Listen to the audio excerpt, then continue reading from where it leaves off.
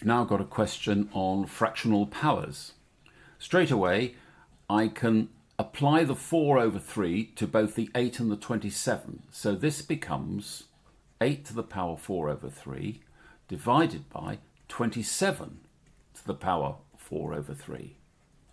Now I can split the 4 and the 3 to a third and then multiply it by 4. So this becomes 8 to the third and then raised to the 4th power. Similarly, the denominator is 27 raised to the power of third and then the answer itself raised to the 4th power. The cube root of 8 is 2 raised to the 4th power divided by the cube root of 27 is 3 raised to the 4th power.